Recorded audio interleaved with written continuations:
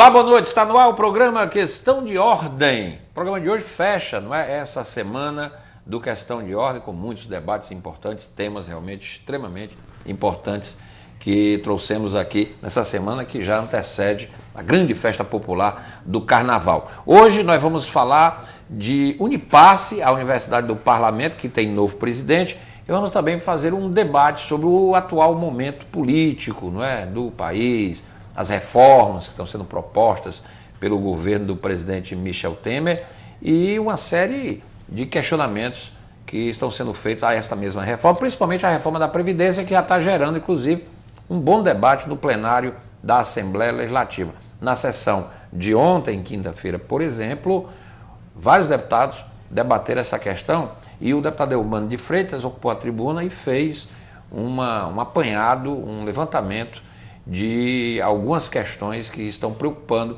os movimentos, os professores, alguns segmentos, não é? Os sindicatos rurais, da reforma da Previdência que está tramitando já lá no Congresso Nacional. O deputado Eumano de Freitas, do Partido dos Trabalhadores, é o meu convidado hoje aqui no programa Questão de Ordem, ele que acaba de assumir a presidência da Universidade do Parlamento Cearense, a Unipasse, não é? Designado, convidado que foi pelo presidente da Casa, deputado Zezinho Albuquerque. Como deputado Eumano de Freitas, o Questão de Ordem de hoje, o deputado Eumano de Freitas é natural de Baturité. Ele é advogado formado pela Universidade Federal do Ceará e iniciou a sua atuação política nos segmentos da igreja, né, nos trabalhos pastorais da Igreja Católica.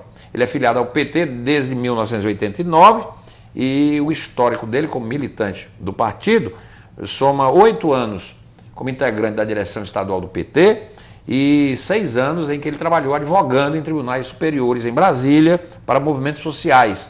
De 2009 a 2012, ele esteve à frente da Secretaria Municipal de Educação e do Orçamento Participativo na gestão da prefeita Luiziane Lins, também do PT. Em 2012, foi inclusive candidato a prefeito de Fortaleza e obteve 576.435 votos. Dezembro de 2013, ele tomou posse como presidente do PT de Fortaleza e se elegeu em 2014 para deputado estadual com 44.292 votos. É o presidente da Unipasse a partir de agora, fevereiro, convidado que foi, ele aceitou o convite do presidente, deputado Zezinho Albuquerque. O deputado Eumano de Freitas é o meu convidado, está no ar o Questão de Ordem. Boa noite, deputado, tudo bem? Boa noite, Renato. Boa noite a quem nos acompanha. Prazer recebê-lo, deputado.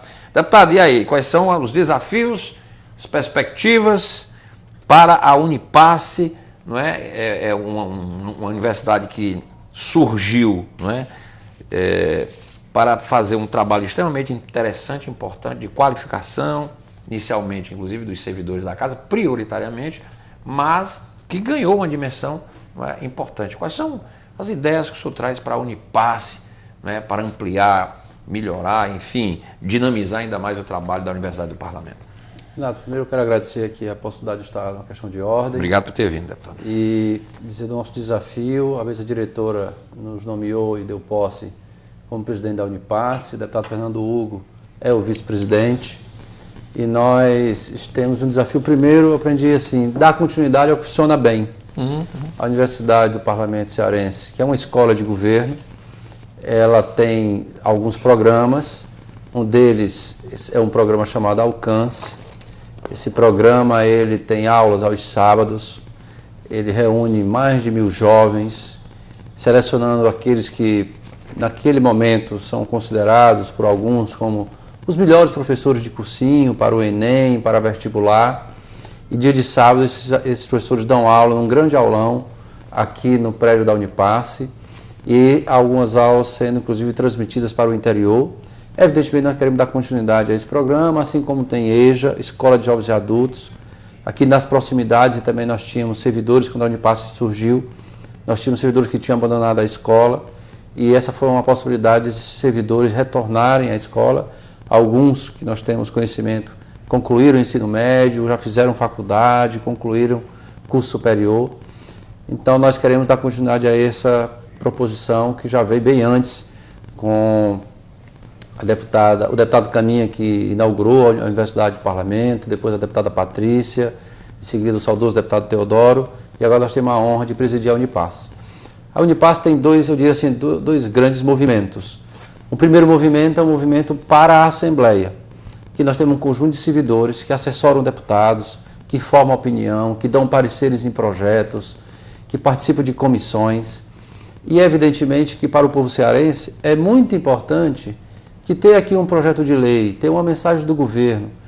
É óbvio que é muito importante nós termos um conjunto de servidores o mais preparado possível para dar posicionamentos e pareceres, para que possamos ter as melhores leis para o povo cearense. É evidente que eu posso ter uma boa intenção de enfrentar alguma questão importante para o povo do Ceará, e alguém pode apresentar um projeto de lei com uma boa intenção, mas com atecnias, com algum equívoco, e você ter um corpo de servidores da Assembleia o mais preparado possível é muito importante para assessorar os parlamentares, assessorar a casa para os bons debates. Então, o primeiro movimento é nós colaborarmos enquanto universidade para a formação desses nossos servidores. Nós queremos tanto manter curso de pós-graduação. Eu sei que a Associação dos Servidores fez um termo de cooperação com a Universidade Estadual do Ceará, em que os servidores dessa casa poderão fazer mestrado e possivelmente no futuro um doutorado. Nós queremos poder colaborar com a Associação dos Servidores para que seja o mais próximo possível esse mestrado com a atividade que o servidor tenha. Portanto, a formação que o servidor vai ter é para servir à sociedade cearense, a essa casa. Nós sabemos que no plano de cargos e carreira dos servidores da Assembleia, isso tem como consequência uma melhoria salarial. Eu acho que é bom que seja assim, porque você estimula as pessoas a estudar, a se capacitar mais, e tem inclusive uma regra de que o servidor, para levar esse benefício para a aposentadoria, ele tem que pelo menos ficar 5 anos após o seu curso de mestrado. O que, portanto, é muito bom para a casa, é muito bom para o servidor também. Então, nós queremos colaborar, temos inclusive a pedir audiência com o reitor da UESP, para até poder saber o que podemos ajudar para ser ainda potencializado.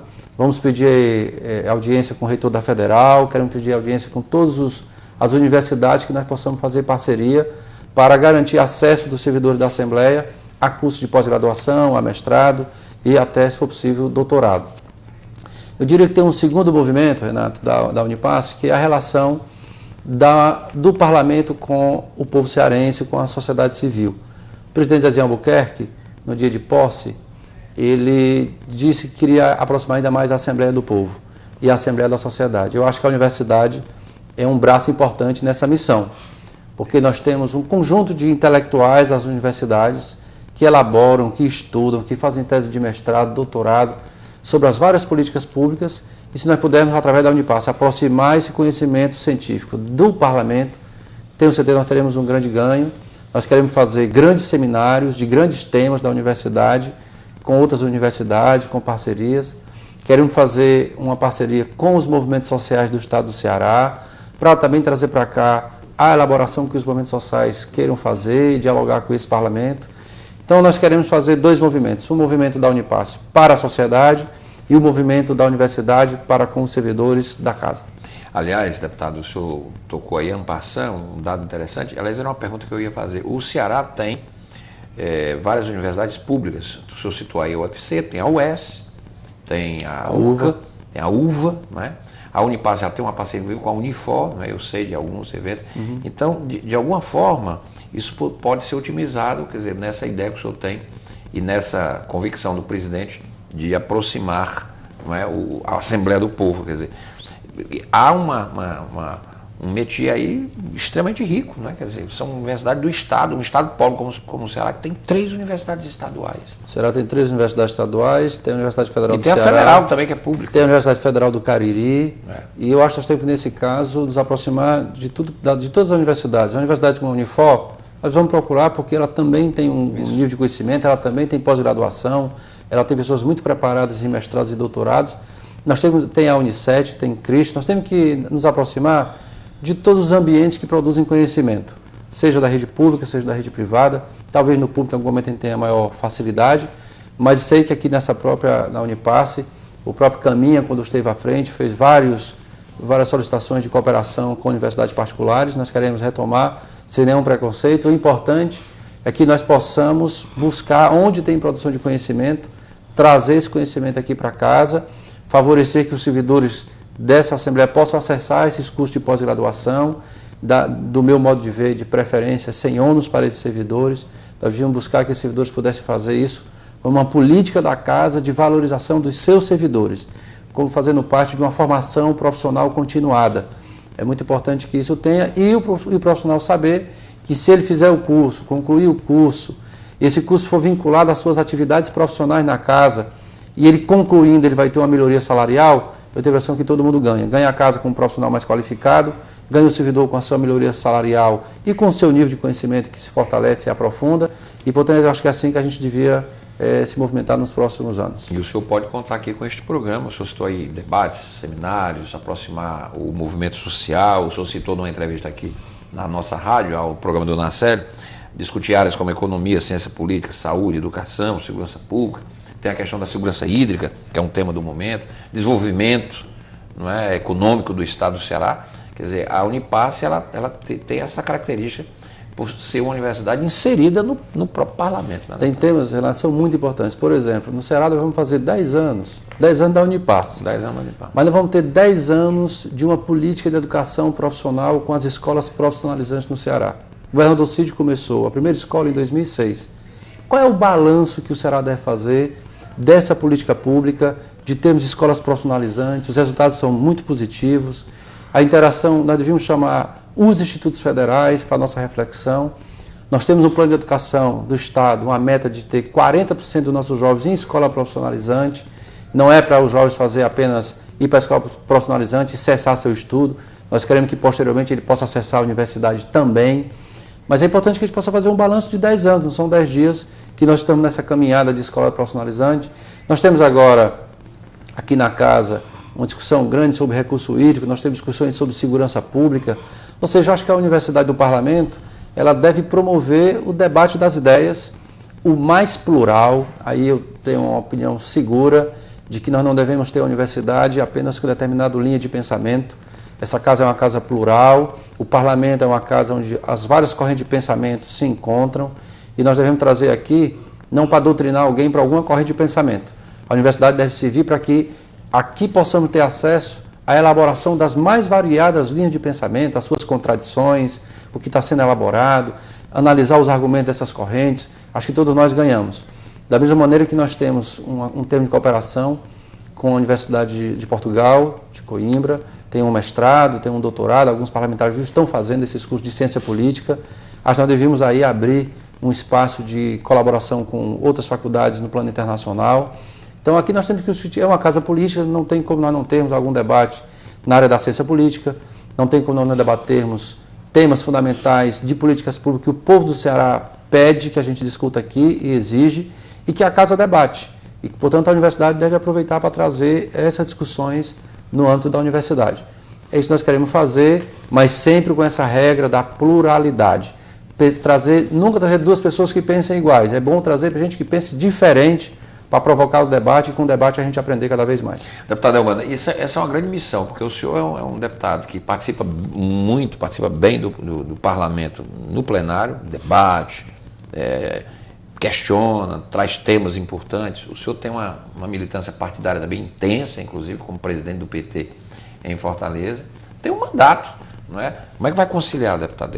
Participa dos debates das comissões técnicas, sempre está presente, debatendo os projetos. E agora, mais esse desafio, deputado. Eu tomei a decisão, primeiro eu fiz uma redução das comissões que participam, eu vou estar em 4 comissões, eu vou estar na Comissão de Constituição e Justiça, na Comissão de Orçamento, vou estar na Comissão de Administração, Trabalho e Serviço Público e estou na Comissão de Defesa Social. Então, quarta-feira à tarde e quinta pela manhã, que é dia de votação, está reservado absolutamente para cumprir o meu dever de cumprir. E a Unipasse, eu estou trazendo algumas pessoas com quem eu já trabalhei, já tenho uma equipe lá que funcionava. Eu aprendi na minha vida executiva de governo que a gente chega num local, a gente não chega para tirar as pessoas, nem perseguir ninguém. A gente chega para ouvir, aprender a experiência que já acontecia, aprender com as pessoas que lá estão, respeitar a memória das pessoas que lá ajudaram a construir a Unipasse, né, para não querer inventar a roda. Então nós estamos querendo que as pessoas possam ser ao máximo aproveitadas, e depois nós vamos colocando também um pouco das ideias que a gente tem, e eu quero muito também ouvir os deputados. Alguns têm até uma agenda a marcar com o deputado Sarto, que tem feito estudos lá fora, e já marcou que quer conversar comigo sobre a Unipasse. Eu quero muito também conversar com ele, é uma pessoa muito estudiosa, assim como todos os demais deputados. E vou, evidentemente, interior, a minha agenda é final de semana. Eu viajo no final de semana para o interior para visitar nossas bases que nós acompanhamos, as comunidades, os sindicatos. E reunião política eu só vou fazer à noite em Fortaleza, região metropolitana. Eu vou visitar os bairros, vou conversar com as pessoas fundamentalmente à noite, porque o restante do tempo vai ser dedicado ao mandato e à Unipasse. E a família também, viu? Não esqueça de reservar. Mas, deputado, estou brincando aqui para descontrair. Mas, deputado, um dado interessante, né, na abertura aqui eu coloquei, é bom lembrar que o deputado Elmano tem uma experiência muito grande no Executivo, foi o secretário de Educação de Fortaleza, não é pouca coisa, a rede de Fortaleza é muito complexa, não é? Eu acho que é a quarta, né, maior rede do Brasil. É a quarta maior do Brasil. E também coordenou o orçamento participativo, que é uma ideia realmente vanguardista que o PT introduziu nas suas administrações a partir lá do Icapuí, que foi trazido para Porto Alegre, na época do Tasso Gêmeo, e aqui em Fortaleza, na época da prefeita Luiziane Lins. Bom, deputado, então a Unipasse já começou a andar nessa nova administração. Algo já previsto de evento? Ainda não é? Não, nós temos já agora em março, nós vamos abrir as turmas do Projeto Alcance, vamos dar continuidade. Nós estamos discutindo as especializações que nós devemos abrir, nós já tivemos uma reunião com representação de movimentos sociais, nós vamos fazer um termo de cooperação com os vários movimentos sociais. Eles já apresentaram a ideia de ter um curso sobre a realidade brasileira, os movimentos querem fazer um estudo sobre a nossa realidade, sobre a história do Brasil. Achamos que podemos colaborar com os movimentos nessa formação. E da mesma maneira vamos abrir os processos de negociação para turmas de mestrado, doutorado, para os servidores da casa, que é um sonho que os servidores têm e nós queremos colaborar. Inicialmente são essas as nossas ideias e precisamos atualizar o plano de desenvolvimento institucional da Unipasse, que nós temos que apresentar a renovação da autorização que a Unipasse tem junto ao Conselho Estadual de Educação. Eu já tive com o padre Zé Linhares, nós já começamos os processos de negociação, estamos em fase de elaboração de um novo PDI, que é assim que é denominado, Plano de Desenvolvimento Institucional da Unipasse. Isso é a prioridade 1, né? É a prioridade 1 porque é a nossa exigência formal, inclusive para termos a autorização do Conselho, para termos os cursos de pós-graduação aqui na Universidade do Parlamento. E os MBAs, né, chamados, né? Os MBAs, e o Estrito Senso e Lato Senso também. Tem de ciência política, tem de comunicação, é muito interessante os cursos da Unipasse. Muito bem, eu estou aqui com o deputado estadual do PT, o Elmano de Freitas, vou fazer um intervalo e aí do segundo bloco a nossa pauta vai ser uma pauta política. O deputado fez um pronunciamento ontem, quinta-feira, na sessão aqui plenária da Assembleia Legislativa e fez uma abordagem bastante crítica da proposta de reforma da Previdência que já está tramitando. Já tem uma comissão especial instalada em Brasília, está debatendo, tem um relator que está, digamos, ele projeta votar o projeto da reforma ainda no mês de março, não sei se ele vai conseguir, é muito em cima, enfim. E muita polêmica cercando o projeto da reforma da Previdência. O deputado, inclusive, aqui na tribuna, ele conclamou uma mobilização que, aliás, já está acontecendo, de reação a algumas mudanças que são pretendidas pela reforma da Previdência que foi enviada pelo presidente da República. Vou fazer um intervalo. Deputado Elmano de Freitas, hoje aqui comigo no Questão de Ordem. A gente volta já.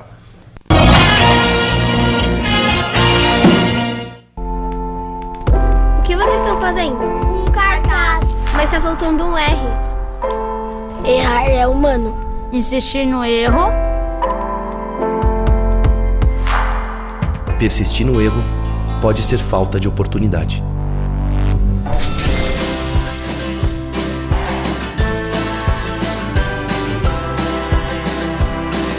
Apoie o Futuro Nota 10. A LBV conta com a sua ajuda. Eu adoro acordar cedo para correr na rua. Coloco meu fone de ouvido e esquece de tudo. Quer dizer, quase tudo. É nessa hora que a gente vira pedestre no trânsito. E como todo pedestre, tem que ficar ligado nas sinalizações, olhar para os dois lados antes de atravessar a rua. Usar sempre a faixa ou as passarelas. E respeitar o tempo limite dos sinais. Assim a gente evita acidentes e deixa o trânsito muito mais seguro. Seja você a mudança no trânsito. Respeite a vida. Detran, Governo do Estado do Ceará. Rafael sempre doava sangue. E ao longo do tempo, ele ajudou muita gente. Gente como o Isis. Mas não é só o tipo de sangue que eles tinham em comum. Rafael era apaixonado por cinema. Isis também. Rafael amava o mar. Isis também. E aí, um belo dia, como a vida costuma fazer, eles se cruzaram e a história termina assim, sem final feliz. Porque o final feliz, dessa vez, é o começo. Doar sem olhar a quem é um ato de amor. Uma campanha do Emoce. Voltamos com o programa Questão de Ordem, já aproveitando aqui, desejando a você um ótimo carnaval, né, que você aproveite bem os dias de folia que virão por aí. Eu estou aqui hoje com o deputado estadual Elmano de Freitas, do Partido dos Trabalhadores, que é o novo presidente da Unipasse, e no primeiro bloco nós já abordamos aqui os caminhos, não é, e os objetivos que estão sendo traçados. Eu achei muito interessante, como o deputado disse, que não chegou para inventar a roda, né, nem começar tudo de novo. Isso é muito importante. Isso advém da experiência executiva que o deputado teve na Prefeitura Municipal de Fortaleza. Nossa pauta agora, deputado, é política.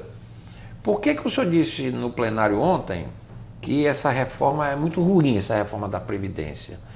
O senhor já foi um executivo, o senhor sabe que as contas de governo precisam bater. E a Previdência no Brasil, não é só a federal, nos estados, é uma conta que está subindo muito, o inativo e o ativo. Um dia isso vai colapsar. Mas por que o senhor disse que essa reforma da Previdência do presidente Temer não serve? Ela é muito ruim e ela atinge diretamente os trabalhadores. Ela é muito ruim porque ela prioriza, para fechar as contas, retirar direitos exatamente dos mais pobres. Acho que é importante para o cidadão que está nos acompanhando poder entender.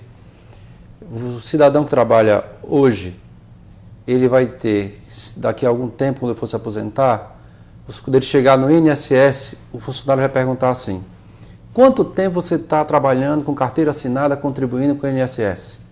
E ele vai dizer o seguinte: se você não estiver pagando há 49 anos, sem passar um mês desempregado, você pode até se aposentar, mas você não se aposenta com o seu salário. Ou seja, se você ganhar R$ 1.500... Vai ser proporcional. Vai ser proporcional. E aí é pouco, né? Ou seja, significa que o cidadão, para se aposentar com a idade que 49 anos ininterruptos. Ininterruptos. Mas isso ninguém consegue praticamente. Não vai somando. Se você passar um ano desempregado, 50. Se passar 2 anos desempregado, 51. Tem que juntar as contribuições, dando 49 anos. Significa que para o cidadão se aposentar com 65 anos no mínimo, como é o que o Temer quer, o cidadão tem que começar a trabalhar com 16 anos de idade com carteira assinada. Passar 49 anos sem passar um mês desempregado, e com isso ele vai poder se aposentar com o salário dele de trabalhador. Então vamos pegar um exemplo. O cidadão trabalha na construção civil, ele é servente de pedreiro. Ele vai ter que começar a trabalhar numa obra da construção civil com 16 anos de idade. Não pode, né? Quando chegar em 65 anos de idade, se ele não tiver passado um mês desempregado, ele vai conseguir se aposentar. É evidente que esse cidadão não vai conseguir se aposentar. Portanto, é uma reforma contra a previdência do trabalhador. E, ao mesmo tempo, tem 2 categorias que são ainda mais atingidas. Porque os professores e as professoras, eles se aposentavam com 25 anos de contribuição e 20 anos no caso da professora. Mas os do professor do Estado, eles não têm uma... Não, a regra vai ser geral. A regra é geral porque o regime da Previdência é uma emenda à Constituição. Portanto, a professora vai ter que trabalhar 10 anos a mais. O professor, 5 anos a mais. O trabalhador rural vai ter que trabalhar 5 anos a mais e a trabalhadora 10 anos. Qual é a proposta que o PT vem defendendo há algum tempo já? A proposta nossa, como quem vem do movimento sindical, do meio dos trabalhadores, o que é que nós consideramos? Primeiro, nem todo mundo começa a trabalhar com a mesma idade. Tem gente que começa com 16, tem gente que começa com 18. E na minha experiência do campo, tem gente que começa, na verdade, com 12. Ajudando o pai, ajudando a mãe a plantar um roçado. Mas as pessoas começam... E tem gente que começa a trabalhar com 24, com 25, porque a família teve condição, ele foi fazer uma faculdade, e ele começa a trabalhar mesmo depois de formado. Qual é a nossa proposta? É o que nós chamamos de fórmula 85-95. Se o cidadão contribui com 30 anos e fez 60 anos, 60 com 30, 90, ele poderia se aposentar. Ou 95. E a mesma coisa a mulher. Por que a gente defende isso? Porque nós achamos que tem que combinar o tempo que a pessoa trabalha e o tempo que ela contribui. E não é isso que está sendo. E nós propusemos isso exatamente para acabar com o fator previdenciário criado na época do Fernando Henrique, que quando o cidadão, o trabalhador ia se aposentar, comia parte do salário dele, ele se aposentava com menos. Então nós fizemos uma proposta para que dessa maneira... Essa proposta do PT é de agora? Não, já é do governo da Dilma, nós chegamos a aprovar a forma de 3595. Naquela reforma do governo do Lula, se manteve o tal do fator previdenciário. Manteve, era uma crítica... Dentro do governo do PT. O governo do PT e do presidente Lula manteve o fator previdenciário, a CUT e o próprio PT entendiam que tinha que acabar. Houve um problema interno, né? O presidente Lula achava que não tinha condições naquele momento acabar, e no governo da presidenta Dilma nós voltamos para acabar com o fator previdenciário. Então, a nossa posição era clara no sentido de que o fator previdenciário é contra o trabalhador. Então, essa é a nossa posição. E no caso da reforma do Temer, portanto, ela exige que o cidadão contribua 49 anos e para se aposentar tenha no mínimo 65 anos de idade. E ela ainda tem uma maldade que eu diria assim que qualquer cristão devia ficar altamente indignado. Porque na sociedade brasileira nós construímos um mínimo de solidariedade para que uma pessoa que fique idosa, se for de uma família muito pobre, e ela não pôde se aposentar como um trabalhador com carteira assinada, e no Brasil muita gente trabalha no mercado informal, essa pessoa, se ela for de uma família pobre, ela vai receber um benefício de prestação continuada da assistência social. É um salário, né? Um salário mínimo. O Temer está exatamente propondo que deixa de ser salário mínimo. Tira o salário como... O que é que isso vai gerar? Isso vai gerar uma sociedade daqui a 20, 30 anos de milhares de idosos indigentes no meio da rua. É isso que nós vamos presenciar. É por isso que nós temos que ser radicalmente contra. Agora...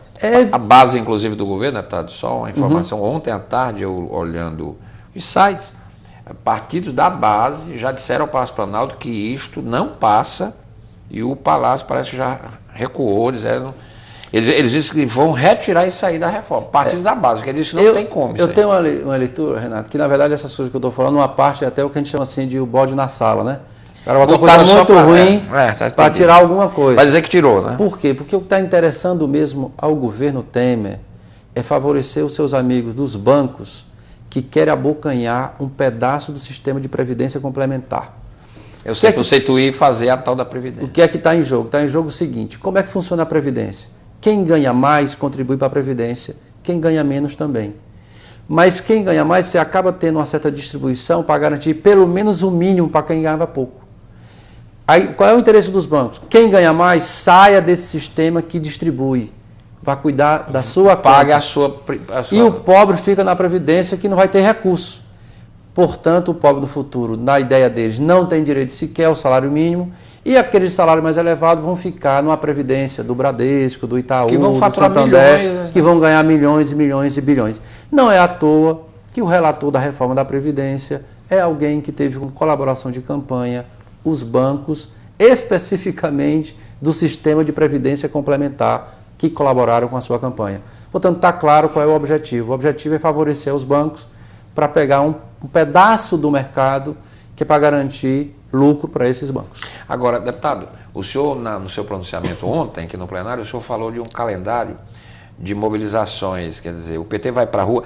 Como é que consegue? Eu sei que tem várias nuances nesse ano de 2017. Tem a Lava Jato, que ninguém sabe como é que vai ficar isso aí, e tem a pressão do eleitor, porque o deputado federal e o senador... Tem muitos senadores ali que vão enfrentar as urnas em 2018, né? E são 2 senadores por estado, os 2/3, e o deputado federal. E esses deputados, eles ficam de olho nesse negócio, né? Porque a história mostra... Como é que o senhor acha que... Porque hoje o PT com os partidos de oposição formam um bloco em minoria. Mas o senhor avalia que a pressão da rua pode reverter grande parte dessa reforma? Renato, eu tenho certeza que nada dá mais medo a parlamentar do que o medo de perder voto. É verdade. E eu tenho a impressão, vamos ser claros, no Ceará tem 3 senadores. Senador Pimentel, senador Tasso, senador Eunício. O único que não vai para a eleição é o Tasso, né? Então, nós sabemos que o povo será vai olhar como esses senadores vão votar. Se ele vai votar para o cidadão ter que trabalhar 10 anos a mais para se aposentar ou não. Se o cidadão vai ter que contribuir 49 anos para levar R$ 1.500 ou 1.000 que seja, para a sua aposentadoria ou não. E a mesma coisa com os deputados federais do Ceará. Eu sou da tese assim, nós votamos há meses atrás no Congresso, foi votada a PEC dos gastos públicos. Eu acho que o povo olhou, não entendeu muito bem, entendeu que tem uma crise, precisa controlar os gastos e tal. Isso era uma coisa. Outra coisa é votar agora, e o cidadão está olhando assim, eu estou com 49, eu estou com 50 anos, eu estou com 52 anos. E esse sujeito aí vai votar, se eu vou me aposentar agora, depois que eu trabalhei 30 anos, ou se eu vou ter que trabalhar mais 19 anos para me aposentar. Nessa hora eu acho que a conversa é diferente. O cidadão sabe que ele está sendo votado, o seu direito de se aposentar, o direito da sua esposa, o direito de alguém da sua família que é idosa, que poderia receber um benefício de prestação continuada, seria pelo menos um salário mínimo, e esse idoso vai receber R$300, R$400, na verdade não sabe nem quanto vai ser. Isso aí deve ser o boi na sala, e vamos então, tirar esse negócio do bode. Né? Pronto, eu tenho a impressão de que nós vamos ter uma população muito mais atenta, e dia 8 de março nós sabemos que é o Dia Internacional das Mulheres. As mulheres vão fazer muita luta para, certamente, denunciar a violência contra a mulher. Né? Na semana seguinte, após o Carnaval. Então, Carnaval, festividades, em seguida, muita luta para poder defender o direito das pessoas que trabalham de maneira muito dura, suam muito o dia inteiro, e nós não podemos aceitar que a pessoa tem que passar 49 anos contribuindo para se aposentar, e a pessoa, perto de se aposentar, tem que passar mais 10 anos trabalhando. Isso não é razoável. O país é um país, não é um país que tem uma crise econômica, nós não vamos considerar isso, mas é um país que tem condição de garantir esses direitos para o povo trabalhador, coisa que nós conquistamos em 88. A Constituição. Nós estamos discutindo coisas que nós, os trabalhadores do Brasil, conseguiram colocar na Constituição de 88. E esse povo que tirou a Dilma está querendo mudar a Constituição para tirar o seu direito. Deputado, o senhor tocou na Constituição de 88, aí me veio aqui uma questão interessante. O episódio da nomeação da sabatina do Alexandre de Moraes, que ele já foi aprovado, foi nomeado, já tem até a data da posse dele, dia 22 de março, etc. Mas trouxe à lume duas questões interessantes. Primeira questão de que o foro privilegiado do Brasil atinge muita gente, né? Eu li numa matéria de jornal que são 31 mil agentes públicos cobertos pelo foro privilegiado. Mas que isso foi um garantismo da Constituição de 88. Quer dizer, a Constituição de 88 também cometeu desatinos, né? Dentre esses desatinos, aumentar o foro privilegiado, que está todo mundo agora querendo discutir, até o ministro Luiz Roberto Barroso lançou uma tese de flexibilizar, mas aí esse negócio de flexibilizar é muito complicado. Flexibilizar o habeas corpus, flexibilizar o foro privilegiado, colocar provas ilícitas. Tem umas coisas esquisitas acontecendo no Brasil. Eu estou aqui fazendo a provocação, porque o deputado é advogado para me socorrer nos conhecimentos jurídicos dele. Eu queria que o senhor analisasse isso. Nós estamos vivendo um momento, a reforma da Previdência está inserida nesse contexto, um contexto de crise econômica. O ministro Meirelles disse que o pior já passou, que a crise, o Brasil vai, o pior já passou. Né? Vamos ver. Segundo, ele disse que... Porque ele não vai ter que se aposentar com salário mínimo. O Henrique Meirelles deve se aposentar como diretor de banco, ganhando 50 mil. Aí para ele o pior passou, mas para o trabalhador que tem que se aposentar com salário mínimo, passou ainda não. É verdade. Bom, aí eu quero que o senhor analise isso. Como é que a gente vai terminar 2017? Faça uma avaliação aí, como é que o senhor vê Lava Jato? E dentro desse contexto aí, do Alexandre de Moraes, questionou muito, vamos mudar os critérios para indicações de ministro do Supremo. Infelizmente a Constituição de 88 podia ter avançado nisso, não avançou. Está na hora de fazer isso então. Né? Renato, eu acho que a discussão do foro privilegiado, para mim, o fundamental nem é se tem ou se não tem. O fundamental é que o Supremo Tribunal Federal tem lá 5 mil, 10 mil processos de autoridades. Julgue, né? E não julga. Esse é o problema. Então, nós já éramos para ter há muito tempo na reforma do judiciário câmaras nos tribunais para julgar as autoridades públicas. O Tribunal de Justiça do Ceará poderia ter uma câmara para julgar aquelas ações que está envolvido. Prefeito, ex-prefeito, deputado, vereador, naquilo que significa desvio da conduta pública. E ele pode criar isso? E pode criar a autonomia do Poder Judiciário, como é a autonomia do Poder Judiciário Nacional. Então, porque às vezes, por exemplo, o foro, às vezes, na verdade, ele, não ter o foro privilegiado é bom para quem praticou o crime. Por um motivo simples. O sujeito é deputado federal. Ele deixa de ser deputado federal, ele deixa de ser autoridade, é verdade. Mas o processo dele vai para o juiz. Do juiz, ele recorre para o tribunal. Do tribunal, ele recorre para o STJ. Do STJ, ele recorre para o Supremo. Quando ele está no foro privilegiado, é o Supremo. Depois que julgou, acabou. Não tem para quem recorrer. Mas o problema é que o Supremo não julga. Então, o que é que acontece em regra? Posso dizer que eu advoguei no Supremo. O que é que acontece? Acontece é que os processos prescrevem. Para o cidadão que está nos acompanhando, é que o Supremo tem um prazo para julgar o processo de um deputado federal, ele tem um prazo para julgar um senador. Se ele não julgar nesse prazo, o processo é arquivado. Portanto, o fundamental é que o Supremo não julga, como às vezes o tribunal não julga. Então, e isso tem a ver com a estrutura que o Poder Judiciário tem mais processos do que o número de juízes suficiente para julgar esses processos. Mas também dá para 7 mil processos, é grande, é muito mais, mas dá para ser mais célere. Não, é porque o Supremo deve ter algo em torno de 200 mil processos ano. É um número elevado. Para 11 é muita coisa. Agora, é uma decisão política. Nós não queremos fazer o combate à corrupção, fazer a faxina da área política pública.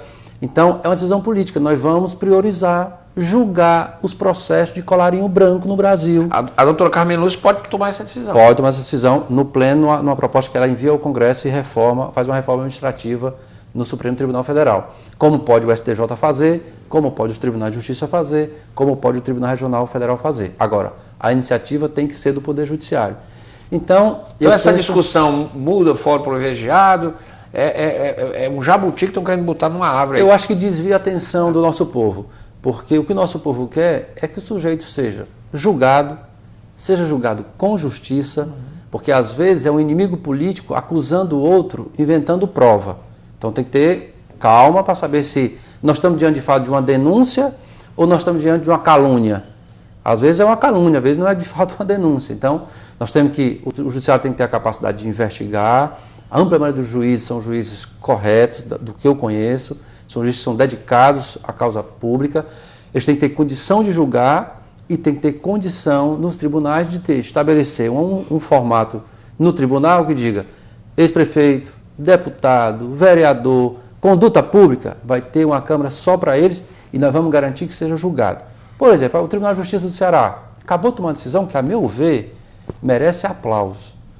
O Tribunal de Justiça fez o seguinte: nós temos muitos processos, muita gente presa, mas tem gente que cometeu um delito e tem gente que está com 6 processos. O que é que o tribunal decidiu? Nós vamos listar todo mundo que tem de 6 processos para cima e nós vamos acelerar o processo desse povo. Por quê? Porque o cara tem um homicídio, um roubo a banco, um outro homicídio, uma lesão corporal, um outro assalto, um roubo, e o processo dele anda igual ao cidadão que um dia brigou no bar com outro. É um absurdo. Então o tribunal tomou a decisão de acelerar o processo quanto a esse. É só fazer isso com os políticos e fazer isso com os administradores que tiveram uma conduta. Faça a mesma coisa, que eu tenho certeza que nós vamos ter melhores resultados. O ministro Barroso sugeriu a criação de uma vara especial na Justiça Federal para julgar o pessoal com prerrogativa de função. É um bom caminho? É um caminho. Acho que é por aí o caminho, porque você vai ter a vara específica para julgar esse tipo de conduta e é a semente para fazer isso nos tribunais. Eu acho que é isso que o Barroso está pensando, o ministro, para depois ter uma estrutura que cuide desse tipo de desvio que precisa ser extirpado do Estado brasileiro. Deputado, para onde vai a Lava Jato? Qual a sua avaliação? Eu estou fazendo essa pergunta porque há 2 semanas que a imprensa vem discutindo, aparecem artigos de juristas, etc. E alguém já disse que o Eduardo Cunha está preso além do tempo, além da lei. Mas eu também vi gente dizendo o seguinte: tá certo, eu acho que a prisão do Eduardo já extrapolou a legalidade, mas outros também já extrapolaram também. E está na hora então de dar uma chacoalhada nisso. Mas é porque é o Eduardo Campos ou não? Como é que o senhor vê isso? Eu vejo assim, eu acho que nós temos que ter uma... Porque a justiça é para todos, não pode ser só para o Eduardo Campos, nem só para não sei quem, não sei para quem. Nós vivemos um momento de muita disputa política. Eu acho que Eduardo Cunha, né? Eduardo Cunha. É Cunha. E nós precisamos nessa hora ter muita serenidade, quem é sério, e vamos fazer aqui alguns entendimentos que são básicos. 1, a regra que vale para um, vale para todo mundo. 2, um juiz atua contra toda e qualquer corrupção. 3, um juiz ou coloca todas as informações públicas de todo mundo ou não coloca de ninguém. Mas a lei brasileira diz que a regra é ser pública. A informação deve ser pública. Então, eu penso que a Lava Jato tem o mérito de ser um instrumento de combater a corrupção e ela tem o defeito de demonstrar parcialidade quando está combatendo a corrupção. Ou seja, é para combater a corrupção? Temos que apoiar. Agora tem que combater a corrupção de todo mundo. Por exemplo, não pode o processo correr no Supremo e ter vazamento de informação e ser público, mas aí quando chega no Supremo, agora, a delação da Odebrecht, aí é sigiloso. Bom, não pode ser sigiloso para uns e não ser sigiloso para os outros. Tem que ser uma regra igual para todos. Então eu sou da opinião de que há um esforço muito grande de quem chegou ao governo central. Nós sabemos que o presidente Temer, Padilha, vários ministros estão denunciados ou aparecem em delações premiadas da Lava Jato. Estão delatados, né? E eu tenho a impressão de que o esforço que tem hoje no governo central é como é que dá um jeito de acabar com a Lava Jato. Mas consegue? E eu tenho a impressão de que um processo... Tem que conversar com o Moro, né? Para acabar com a Lava Jato. Tem, mas aí tem... por exemplo, eles têm um projeto de lei, Renato, que eles dizem o seguinte: delação premiada feita com o réu preso não vale.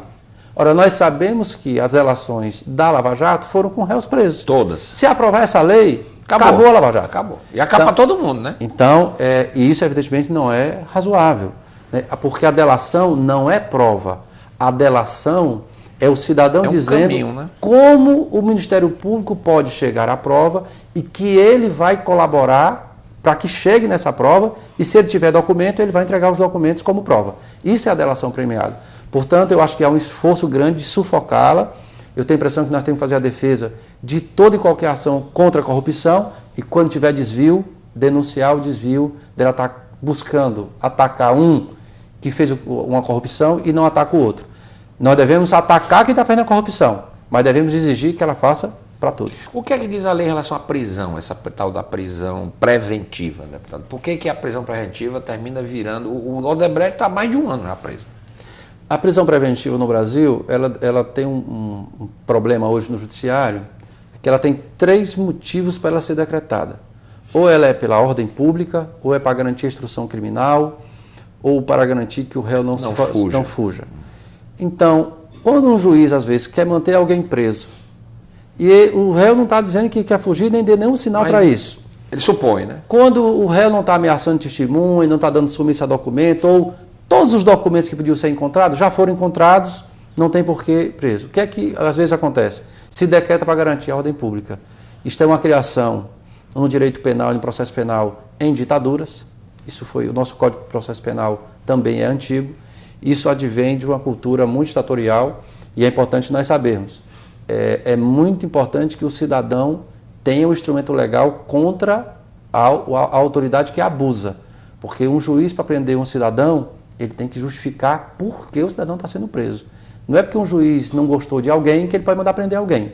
Para prender alguém, esse alguém tem que ser acusado de ter praticado um crime, tem que ter indícios razoáveis de que ele praticou esse crime, e que ou ele está tentando fugir, ou ele está ameaçando alguém, ou dando sumiço em prova, ou realmente tem uma repercussão de tal maneira na sociedade que essa pessoa não ficar presa, pode gerar até situações, sei lá, de familiares querendo fazer alguma coisa com essa pessoa, ou gerar um atrito na sociedade. Nesse caso, o juiz está autorizado a decretar a prisão preventiva. O Brasil está tão complicado, deputado, que, por exemplo, o pacote anticorrupção do Ministério Público tem um mérito danado. Mas tem algumas coisas ali, eu não sou advogado, mas eu sou meio rabla, eu gosto muito de ler direito, que me deixa assim com a pulga atrás da orelha. Quer dizer, por exemplo, prova ilícita. Como é que pode a lei acolher prova ilícita? Eu queria um comentário do senhor.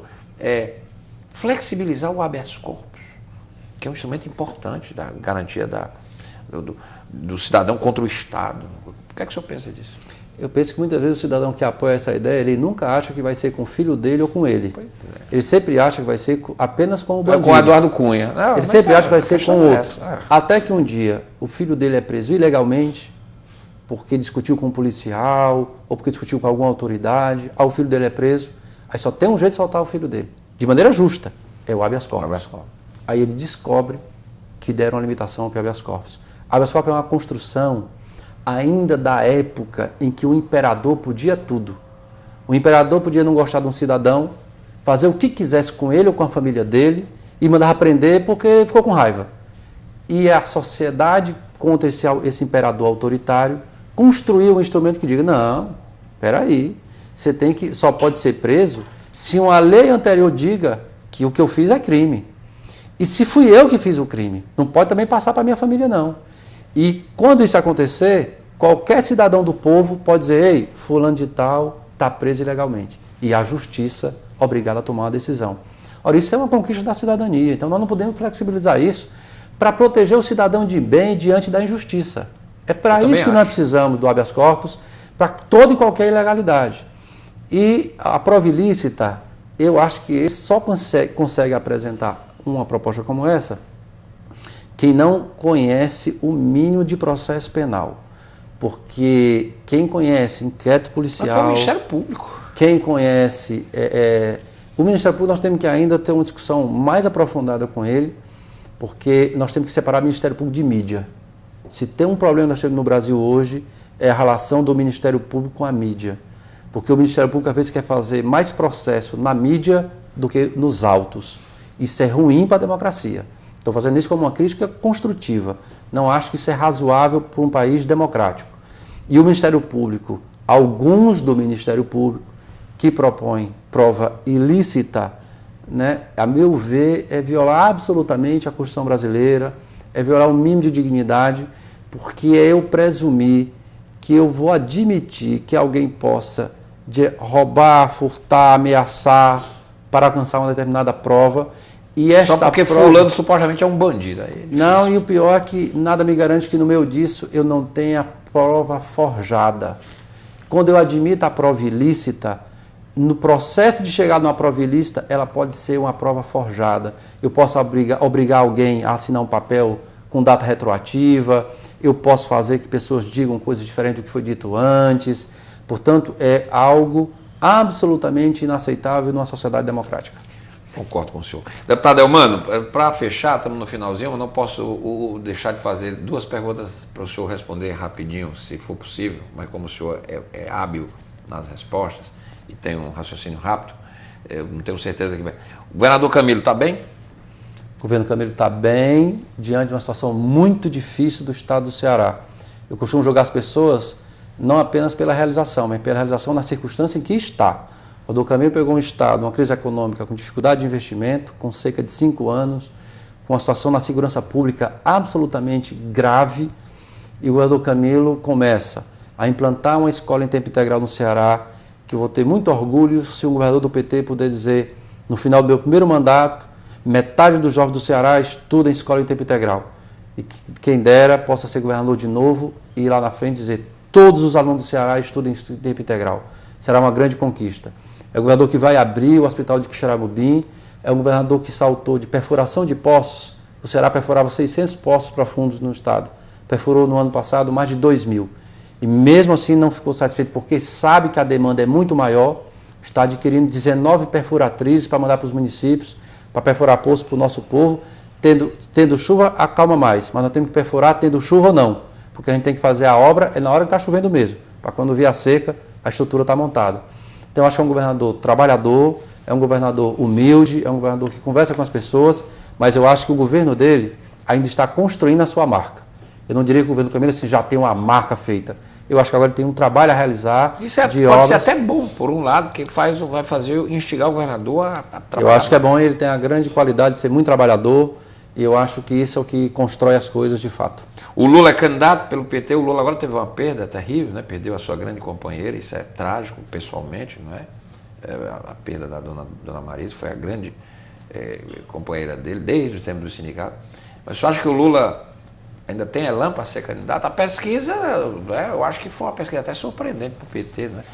Ele é candidato, deputado Lula, ou não? Ou está na hora do Lula ser apenas um porta-bandeira do PT? Eu só sei que eu quero convencê-lo muito a ser candidato. Se depender de mim, dia 1, 2 e 3 de junho, nós vamos ter um congresso do PT.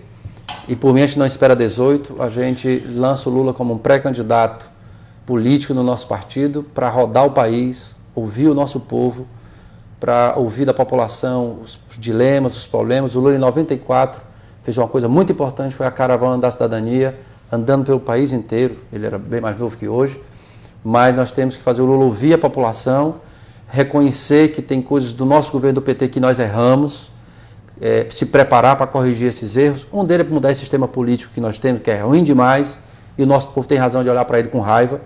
e nós temos que mexer nesse sistema político. O PT está afetado por ele e, infelizmente, alguns companheiros nossos até se perderam com ele, mas nós temos que enfrentar esse sistema político. O Lula deve ser o nosso candidato e eu tenho certeza que o povo brasileiro hoje, o grande sentimento que tem com o Lula é de saudade.